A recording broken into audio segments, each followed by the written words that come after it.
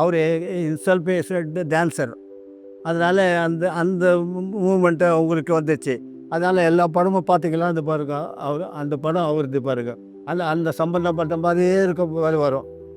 அந்த மாதிரி வந்து என்னாக்கா பெயிண்டிங் நான் படிச்சிருந்தேன். பெயிண்டிங்கை 10 வருஷம் 20 வருஷம் பண்ணிட்டு பிறகு ஒரு அப்ட்ராக்ட் ஃபார்ம் 1978 அப்ட்ராக்ட் ஃபார்ம் வந்தது. அப்ட்ராக்ட் ஃபார்ம் வரும்போது எனக்கே ஒரு கேலரிக்கார் வந்தாங்க. எல்லோரும் வாங்கினாங்க. 4 பெயிண்டிங் ஒன்று வாங்கினார் அப்ட்ராக்ட் ஃபார்ம். பட் அவங்களுக்கெல்லாம் புரியாது.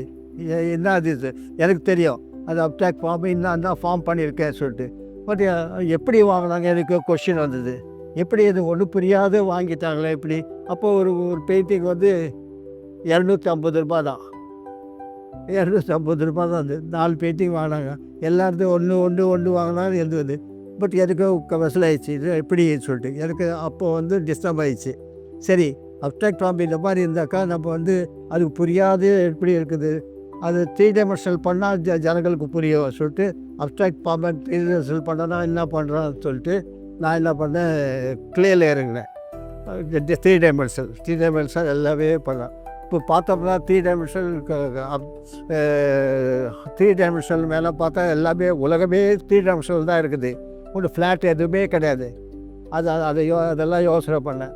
அது மாதிரி அதுக்கப்புறம் ஸ்கல்ப்சரில் இறங்கினேன். ஸ்கல்ப்சரில் வந்து பெயிண்டிங்கினுடைய தாக்கம் நிறைய ஆயிடுச்சு. பெயிண்டிங்கில் ஸ்கல்ப்சர் இப்போ ஒரு ஸ்கல்ப்டர்னாக்கா ஷேப் பண்ணுவாங்க, நல்ல ஷேப் பண்ணுவாங்க, நல்ல ரொம்ப உயர்ந்த ரகமான ஷேப் பண்ணுவாங்க.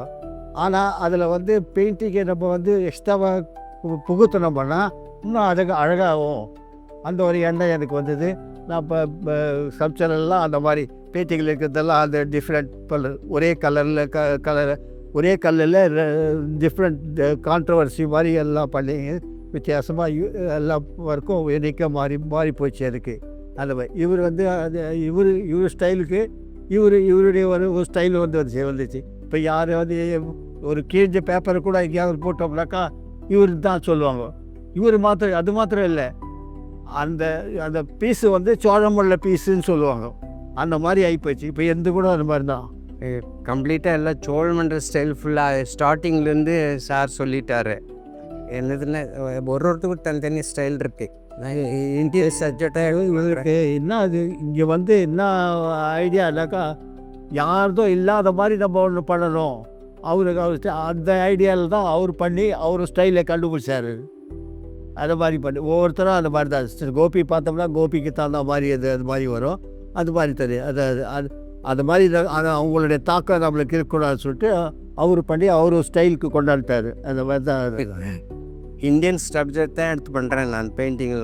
பெயிண்டிங் ஸ்கல்ப்சர் கூட இதே மாதிரி டான்ஸிங் படித்ததுனால அந்த போஸ்டர்ஸ்லாம் எனக்கு ஈஸியாக கிடச்சிடும். அதை வச்சு நான் பண்ணிகிட்ருக்கேன். டான்ஸ் வந்து first Salem Kerala Kalamandalam principal M.R. Rajaratnam அவர்கிட்ட படித்தேன். நெக்ஸ்ட்டு வந்து டாஞ்சூரில் படித்தேன் ராஜேந்திரன்.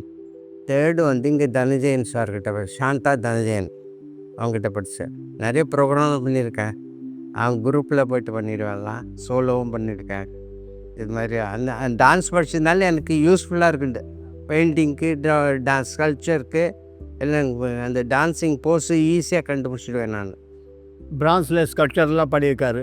அதே டான்ஸர் அந்த மாதிரி எல்லாம் ரொம்ப அழகாக இருக்கும் அந்த மாதிரி. பட் ஒரு கேரக்டர் இருக்கும் அதுக்கு. செல்வராஜுன்னு சொல்லி ஒரு கேரக்டர் இருக்கும். மற்றவங்கெல்லாம் வேறு யாராவது பண்ணுறாங்க. இப்போ வந்து கோயில் சிலையெல்லாம் பார்த்துருப்பீங்க டான்ஸரில்.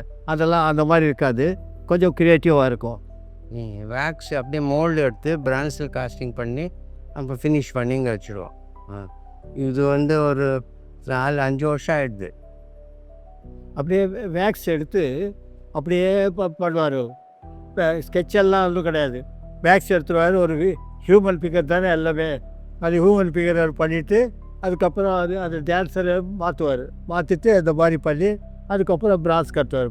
அந்த மாதிரி இது ஒர்க் இது. இது நந்தன் சார் ஒர்க். இதெல்லாம் கணேஷா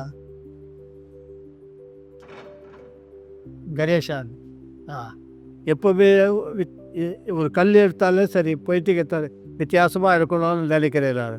அதனால் பாருங்கள், அதெல்லாம் வித்தியாசம். அது அது பூ அண்ட் ஏரோ